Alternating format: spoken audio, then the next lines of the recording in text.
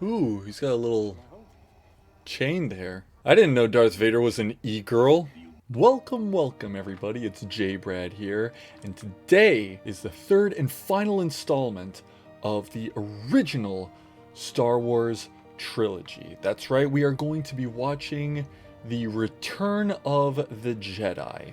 Now, as you probably guessed from my last two videos, since I have not seen the original trilogy, a lot of this is going to be fairly new to me, but a lot of it is also stuff that has kind of already been spoiled to me. However, I'm still greatly looking forward to seeing all of the little bits and pieces in between of all the things that get referenced and spoofed and parodied and whatnot that I didn't get to see. Now, as I may have mentioned in a previous video, I have seen the original prequel trilogy, but I think this is going to be more interesting because it'll provide a lot of context for the types of things that then get referenced in the prequel trilogy.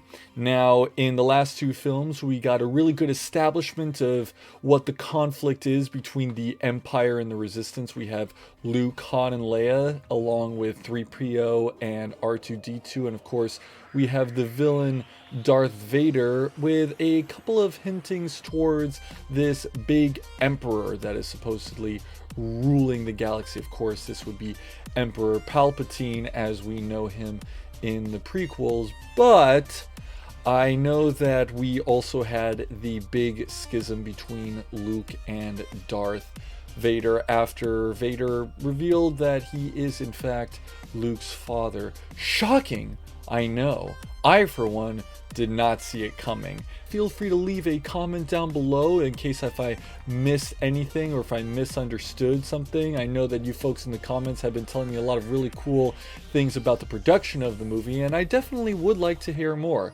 As always, like, comment, and subscribe if you would like to see even more videos from me. Without further ado, let us get into the Return of the Jedi.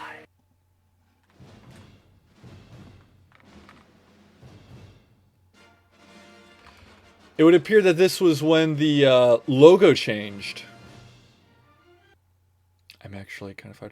Yeah, like that, gonna get the far, far away. Ugh. Ugh. Yes! Now, of course, just like last time, I'm going to have to mute this part to avoid copyright, since you folks already know the music. So here we go. Luke Skywalker has returned to his home planet of Tatooine in an attempt to rescue his friend Han Solo from the clutches of the vile gangster, Jabba the Hut. Little does Luke know that the Galactic Empire has secretly begun construction on a new armored space station, even more powerful than the first dreaded Death Star. When completed, this ultimate weapon will spell certain doom for the small band of rebels struggling to restore freedom to the galaxy.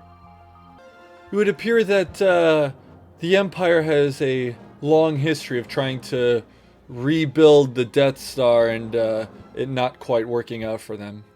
So we're actually going to return to Tatooine. I didn't think they were going to do this. Oh, there's the rebuilding of the Death Star. And of course we've got the coming from the big part there. Why fix what ain't broken? And of course, the funny helmets. But cool hats! I still like the cool hats.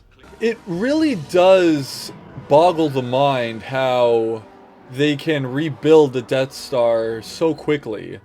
They must have billions of people working on this, or I don't know how many people, probably not a billion, but it's very, very strange. I hope they have lots of robots or something.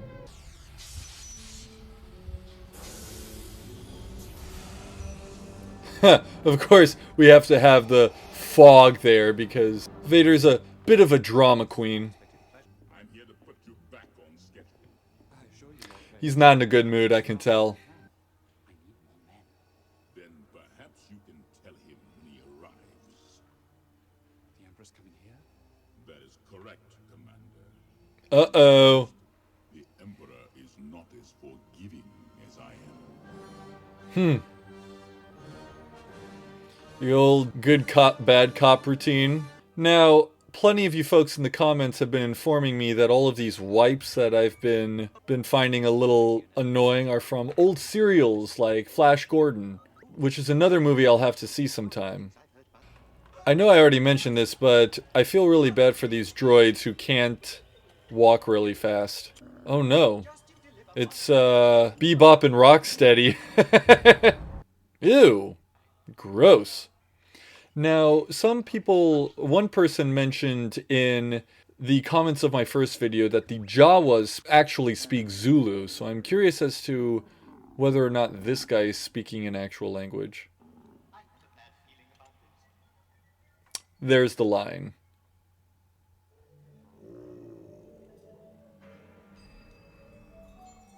Could this be a reference to the caterpillar from Alice in Wonderland? Look at the blonde! Is this the part where they walk by Hannibal Lecter's cell? How many languages do you speak? I am fluent in over 6 million forms of communication and 6 million!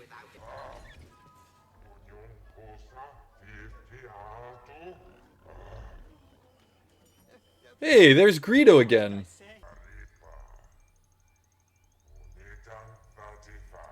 Boba Fett.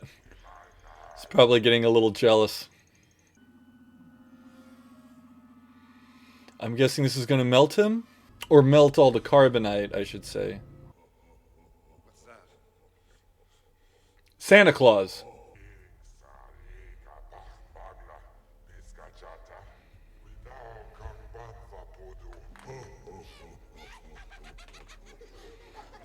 These are Jim Henson creations if I ever saw one. Is that a robot? Nope. Oh, I see a cloak. It's Luke. It's got to be Luke. You know, it's...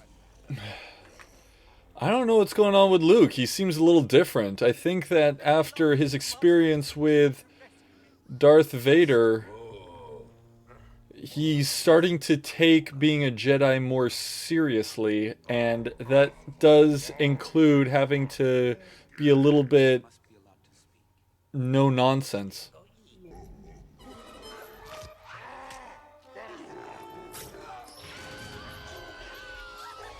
Uh-oh. I like how the little creature is just having a blast no matter what's happening. Now let us see what is down in this pit. A Rancor. That doesn't sound pleasant. Doesn't look pleasant either. Not one bit. Ooh, Luke is wearing all black. I like it.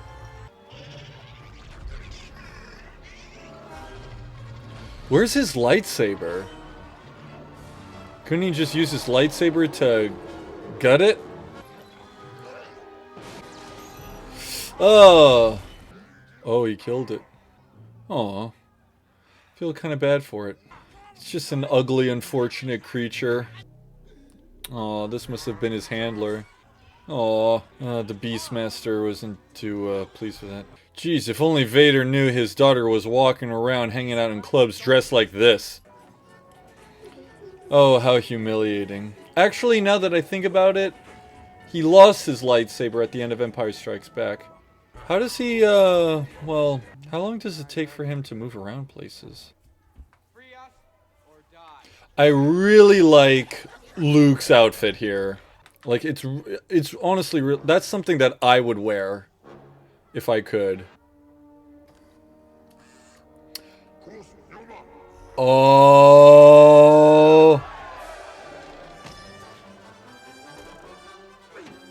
Haha. Adventure. Oh my god. Ooh, a jetpack. Oh, derp.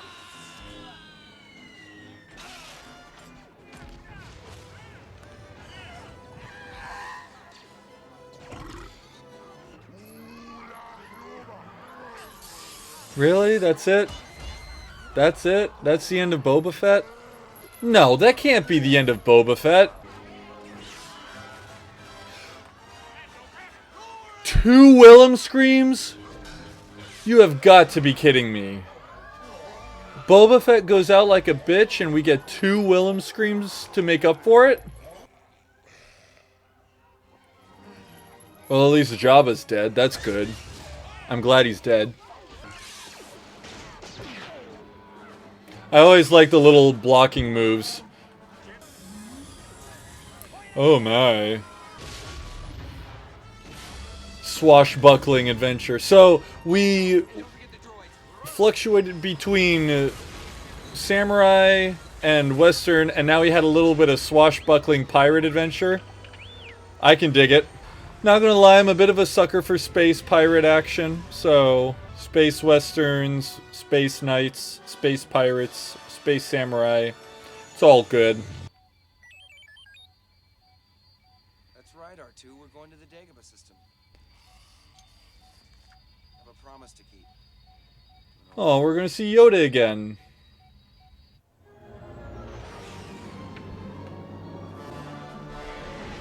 Meanwhile... So now we're gonna get to meet the Emperor. Ooh, these guys are all in red. I'm guessing they're his guards. Ooh, he has an old walking cane. Everything is proceeding as I have foreseen. I cannot help but feel that we should have been introduced to the Emperor like this in the previous movie. I mentioned in my last reaction that I would have liked for there to have been more foreshadowing that Luke was Vader's son. I think a scene like that could have helped with that. He's gonna die. Night must fall. Oh, his little legs. Yoda, I must know.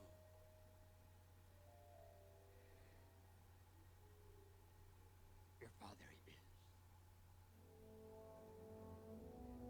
Now, I remember reading that the people writing the movie deliberately had Yoda deliver this part because apparently with focus groups, children did not believe that Darth Vader was his father. They thought that because he's the bad guy, he was lying.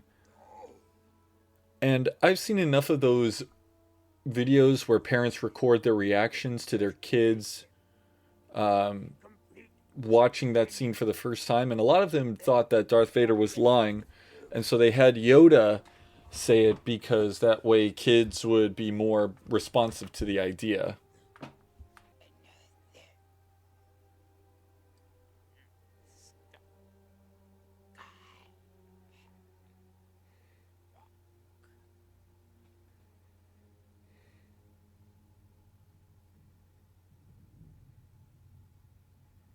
Aww.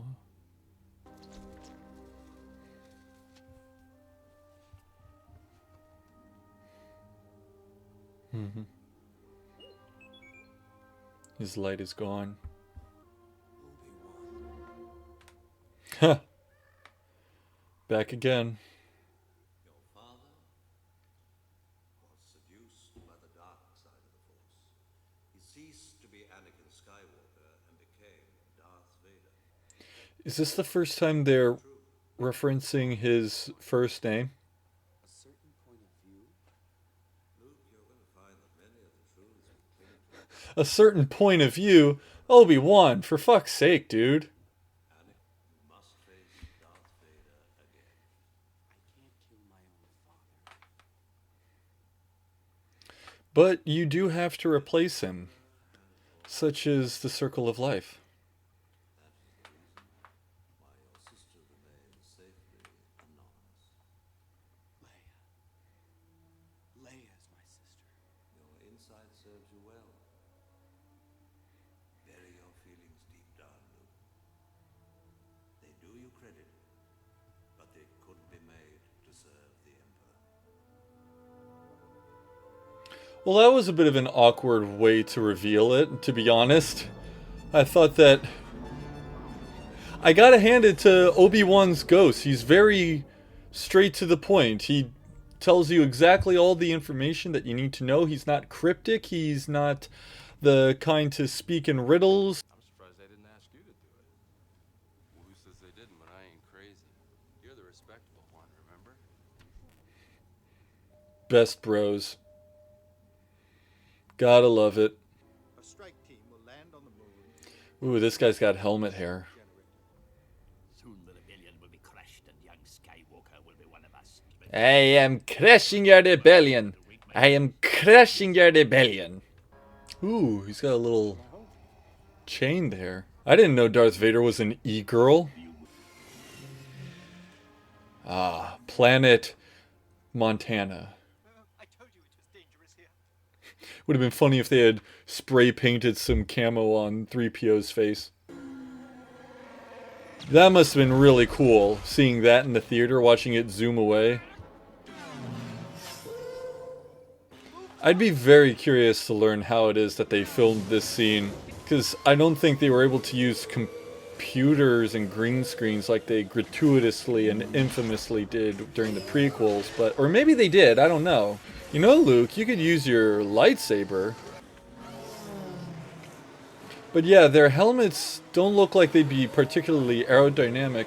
Oh shit, they should have the helmets that the folks back at the Death Star have, the really aerodynamic looking ones for sitting.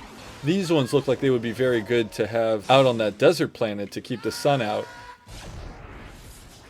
Ooh, nasty. Ooh, nasty. I can't help but feel that the pod race scene from episode 1 was meant to sort of recapture this feeling.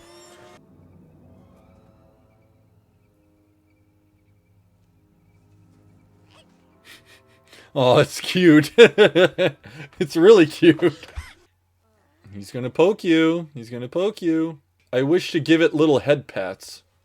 Now, someone in the video for the first film told me that the Jawas were a mixture of children and midgets, so I'm curious as to, or dwarves, I don't know, but I'm curious as to how they did it for Return of the Jedi.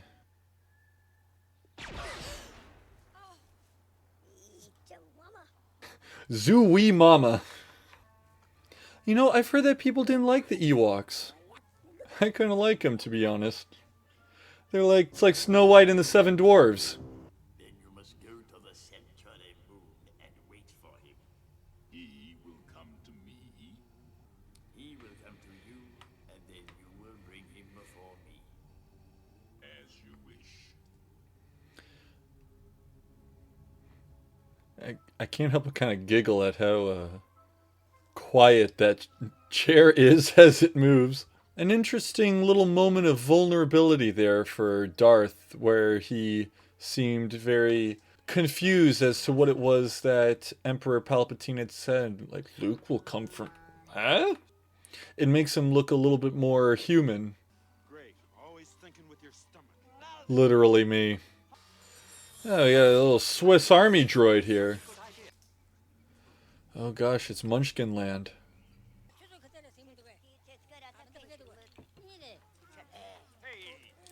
Now, what language are the Ewoks speaking, I wonder? Remember that I am fluent in over 6 million forms of He remembers the 6 million. It's against my programming to impersonate a deity. Luke is trying not to crack up. Where did she get this dress?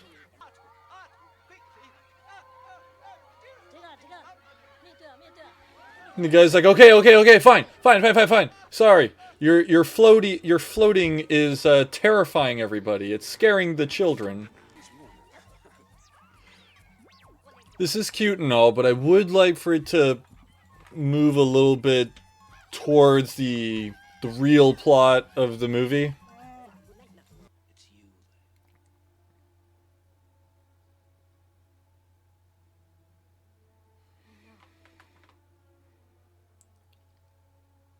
you.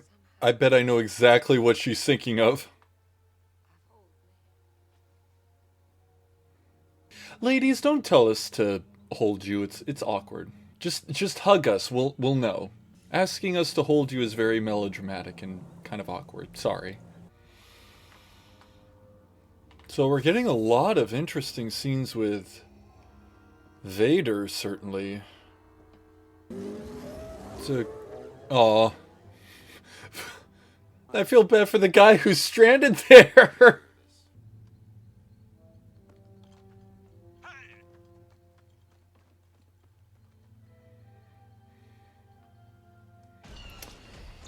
I feel bad for this guy. This is some good lighting and set design. And you can tell that the camera technology has improved since the first movie.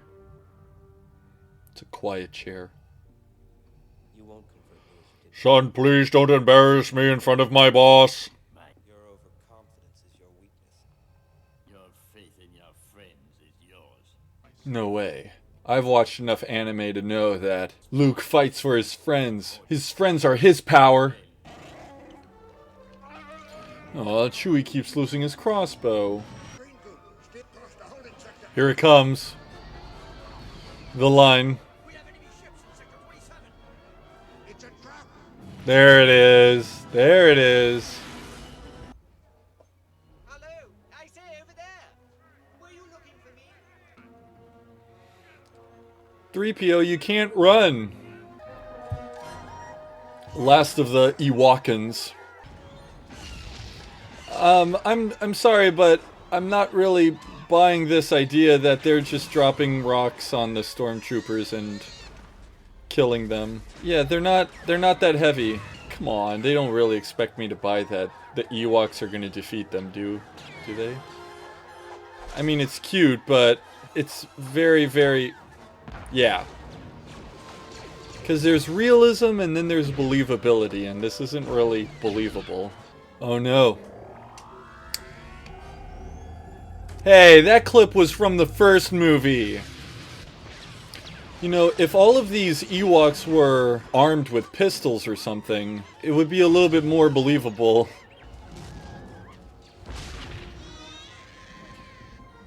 Aww. Oh no.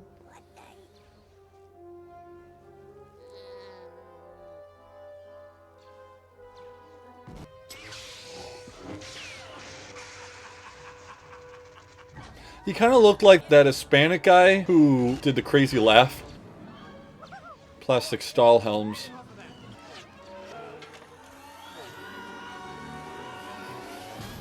This is starting to get a little goofy, not gonna lie. This is getting to be like a Wile E. Coyote cartoon.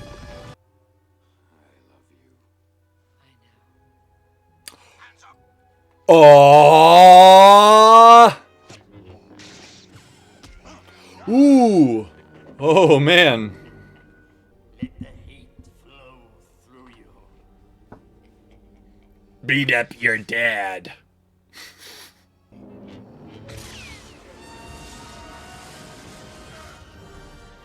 You know, thinking about it, throwing a lightsaber is not a dumb move if they can just pull it back. If they can fling it, get it to spin around a little bit, and then pull it back.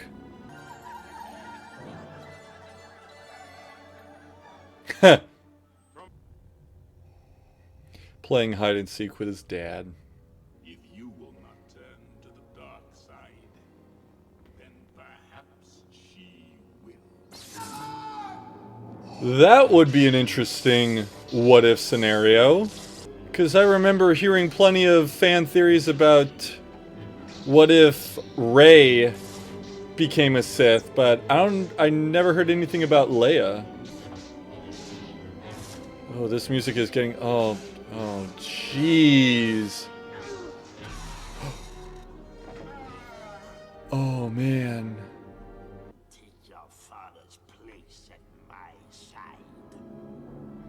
No way. Much more subtle than, we're not so different, you and I. Your feeble skills are no match for the power of the dark This guy really knows how to ham it up. You will die. Not if Vader has anything to say about it. Come on, Vader. Come on, come on. There we go.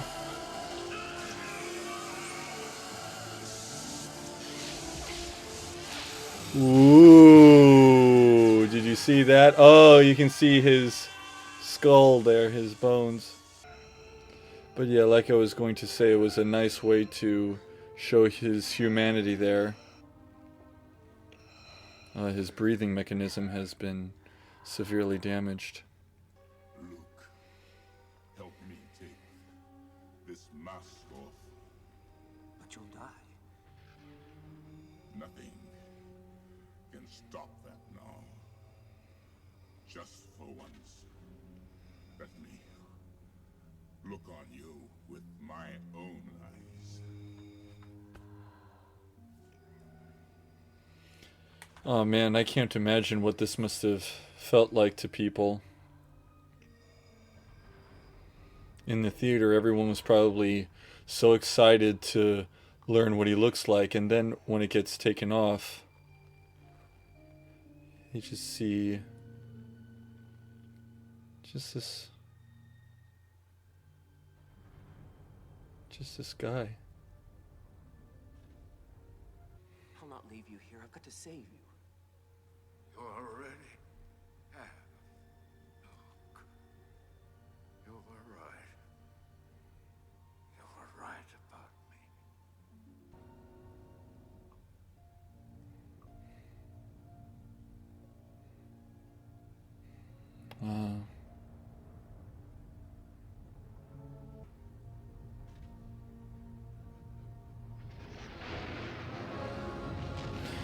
Well, it's really sad that Luke has to keep having this happen to him. He lost he lost his aunt and uncle, he lost Obi-Wan, he lost Yoda, and now he's lost his own actual father. But yeah, I can imagine a lot of people in the theater being very disheartened and saddened by what Vader looks like underneath the helmet. Not because it's not super cool or anything, because really, how cool could he look? But, well, I'll get to it in a bit. Running from the explosion. It's not like that at all. He's my brother. He's thinking the exact same thing that... Oh no! He's like, wait a minute! Now, does this little guy have a name? What am I saying? It's Star Wars. Every blade of grass has a name in Star Wars.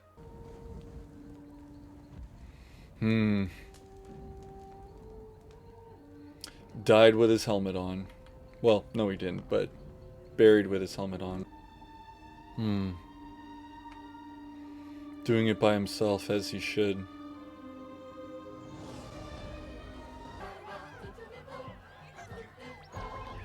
I don't like this song.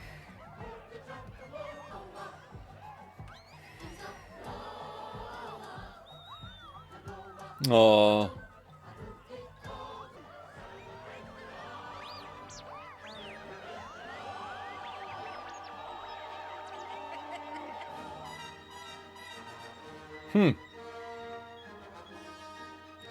Well,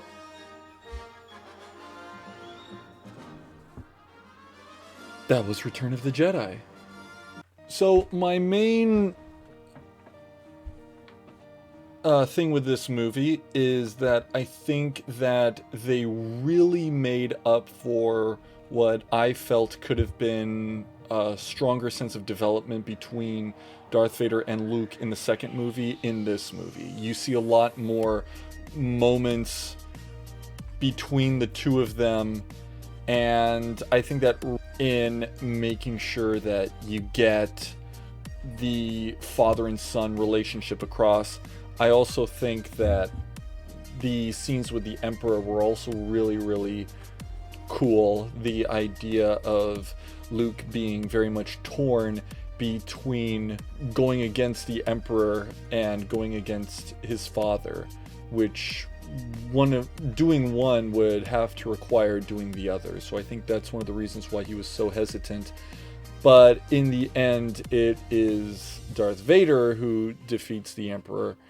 I feel that the film could have benefited by having less time with the Ewoks. I know that the movie has to take place on this moon. However, I think that while the Ewoks were cool, or I should say were cute, they weren't cool enough that I think that they deserved as much on-screen time as they did. I think that if the scene where we first meet them had been a little bit shorter, and then there would have been time in between wherein the Ewoks show up again much later in the film to do that little surprise attack, instead of the filmmakers trying to convince us that these Ewoks could take down the whole on-ground Empire forces. I think that probably would have made them a little bit more, basically they wouldn't have overstayed their welcome, which is what I feel that kind of ended up happening. I think that ending the movie with the Ewoks was not a very good move. I think that if they had ended the films farther away like they did in the first movie, I think that would have been a lot better, because all you see is that they just simply won that battle, that the Emperor was just defeated in that moment, and then just ends. I think that if you would have had a little bit of an epilogue wherein you show what life is like now that there is no Empire, I think that would have been a much better conclusion. I feel like you see the ghosts of Vader, Yoda, and Obi-Wan together, and then the movie just ends, and that was a little bit too abrupt for me. As far as the acting is concerned, I think that Darth Vader and the Emperor really shine in this film, but also very much Luke.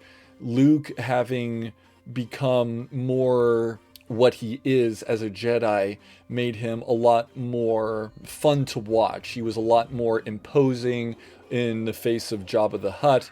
He was a lot more assertive in the face of Darth Vader, and that was very refreshing to see.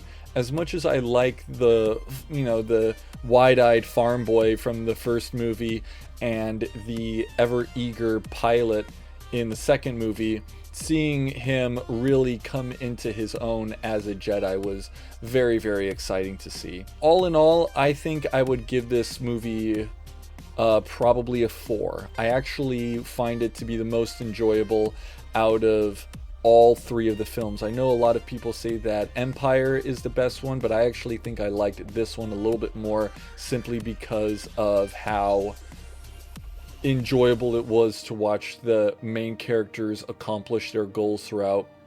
That being said, however, I think that they could have cut back on what I would feel to be a kind of like filler type moments, and could have sped up the movie a little bit, and I think that would have benefited the film greatly. Now, as far as what's coming next, I think I am going to go ahead and try my hand at watching the rest of the Star Wars films as well. I know I've already mentioned seeing the prequels before, however, that was a very, very, very long time ago. I probably haven't seen them in well over a decade. And now that I have seen the original trilogy, I think that this will actually probably provide me a much better viewing experience for the prequels and eventually the sequels, given how you then see how far it's come, or depending on who you ask, how much it's fallen. We'll see how that turns out. I hope you folks enjoyed my reaction to these films, and I hope you look forward to seeing more of them in the future. Until then, this is the Gentleman J. Brad, signing out.